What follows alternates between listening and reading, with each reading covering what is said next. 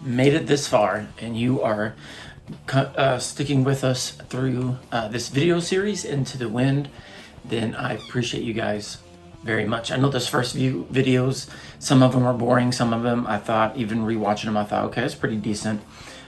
So this is where we're getting into it, and we're doing, gonna put some action in, and we're gonna be doing something together, or like the actual, what I consider the real learning and getting down to the shooting part. So pretty excited about that.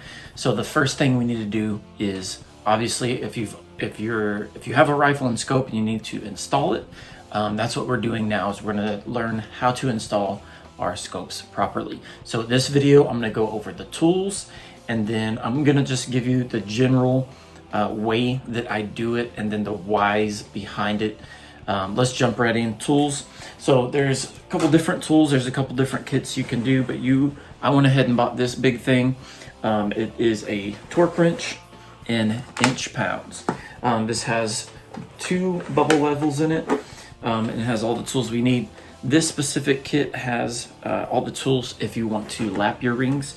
If you have a couple different rifles already, but you're just now getting into long range shooting, you may want to look at some of the other equipment that you have. You want to lap those rings, or you may want to just go ahead and upgrade them. Either way, you're going to need some of this equipment. The other thing I'm going to recommend you doing is, so this comes with 2 bubble levels here. They do make another one. This is the Wheeler Fat Wrench kit, I guess. They make a set that is just levels. This one is called the level. I would strongly recommend getting a second set, and I will explain why in this video.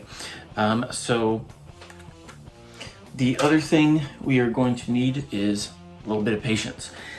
So I am extremely, I would say, OCD or particular with how I install my scopes. Some people will use the term extremely anal.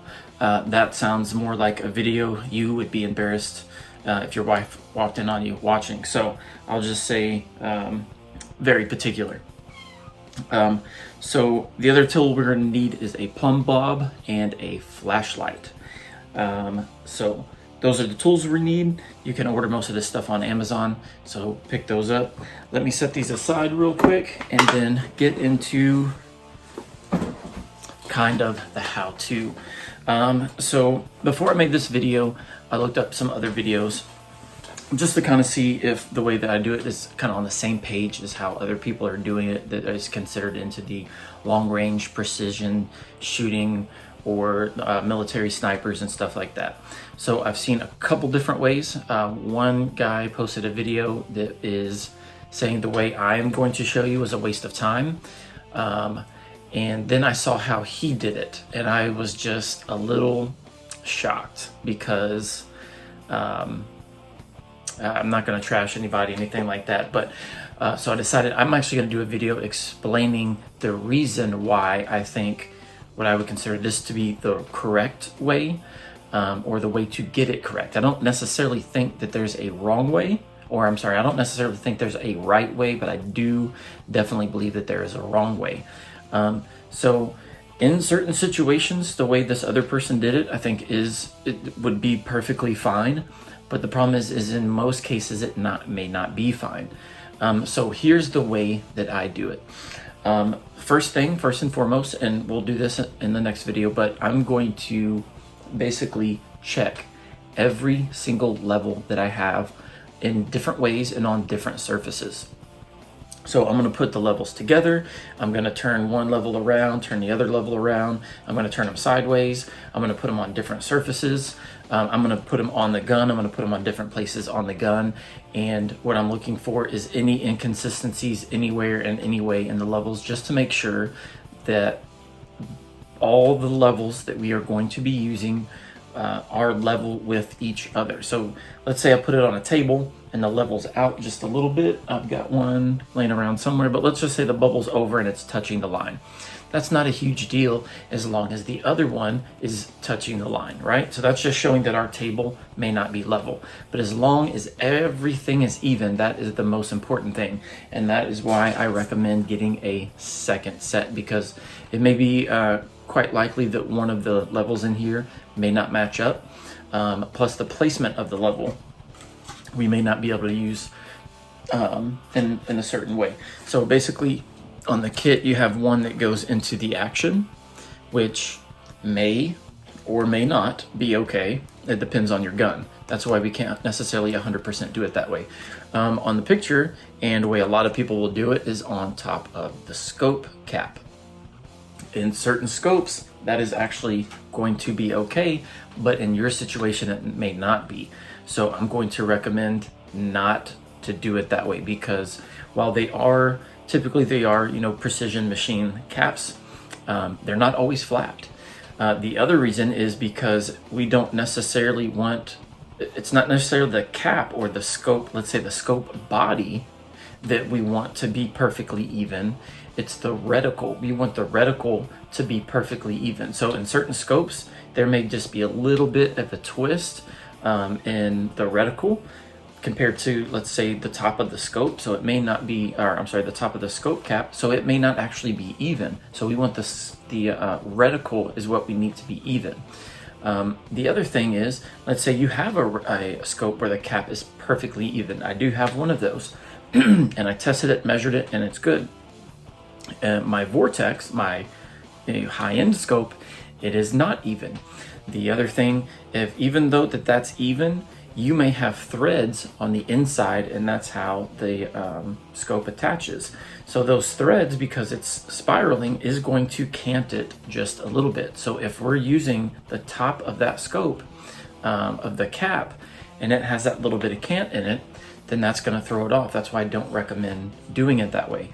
Again, it may work under certain circumstances if your cap is flat, but you can't just throw a bubble level on there, throw one on the gun, and say, okay, it's good, because it's probably not going to be. So here's the way that I do it, is I'm using multiple bubble levels in certain different areas on the gun, but specifically I have 2 areas that we're going to be using it on, and I'll get into that in a little bit. The other thing is I'm using a plumb bob. So a plumb bob is just a piece of string. I try to use something like dental floss, something that's very thin with some sort of weight at the bottom. And all I do is I put a nail or a tack in the wall, and I drape the string with some sort of weight, just to where it's right off the ground, and gravity pulls it, and you have a perfectly 100% straight line. We're going to point we're to start in from the objective lens. We're going to shine a flashlight back onto the wall, and then that's going to show us our reticle. So we're going to use the bubble levels on the gun, and then we are going to use with the shadow of the flashlight through the scope, and it's going to cast the shadow. Actually, it's going to cast our reticle on the wall, and we're going to line that up with the plumb bob. Now, the reason why I strongly recommend doing it this way is because you will want, as long as the bubble levels and everything are good, we're going to check those. If your rifle is straight, and your reticle will be 100% straight. So aside from the caps being maybe off, I've seen some people where they use like a metal ruler on the bottom, where the bottom of the scope, most of those are flat. I think most of the time that's probably okay.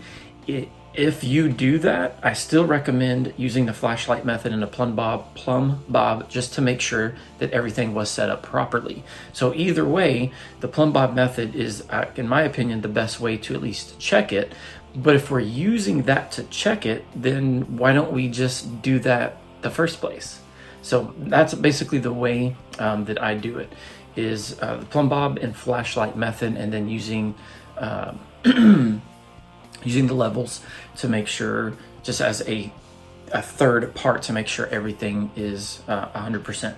So again, this is something that I do like to take my time on and make sure that it is 100%, 100%, just even, everything, 100%. So take your time on it. I also wanted to talk about, let's say you buy this kit. It may cost you in the extra levels, and a flashlight, I don't know, maybe it costs you $75, maybe $100. I don't remember. I bought this stuff a long time ago. I don't really remember how much it cost. Well, I can take my gun down to whatever gunsmith, they'll install it for 25 bucks. I definitely don't recommend doing that. The main thing is because nobody cares about your equipment and getting it done 100% the way that you do, right? So here's just kind of an example. I don't know how long this normally takes me, but let's say it takes me an hour. Well, that hour I get it 100% perfect. Well, the gunsmith doesn't have an hour to spend on your rifle. So let's say he does, he has 8 people that day. He works an 8-hour shift. He has 8 people that come in, bring him a scope. Hey, can you mount this for me? And he charges 25 bucks. That's not a lot of money he made that day. But if you can put them together and get it close enough in 10 minutes or even in 5 minutes, just throwing the bubble level up there, torquing it down to say 15 and then send you on your way, he's gonna make a lot more money that way. So I don't trust anyone with my equipment the way that I trust myself. So that is the reason why I'm strongly gonna recommend learn how to do this and save yourself the money in the long run, because once you learn how to do this, if you have multiple rifles, go check those rifles. You're probably going to find out that they are pretty good off. You're going to find out that the reticles aren't level, and you can fix those. And if you get the, what is it called? The Wheeler Engineering Scope Level Kit. If there's an issue with the rings, you have the tools to lap those if you feel like you need to do that. For some of the older rings, the newer rings, they're pretty much like precision machines, so they should be good on those. Or you can get the less expensive kit that doesn't have that in there. So I'm done talking. This is it. Let's jump into it. How to mount your scope. I'll see you in the next video.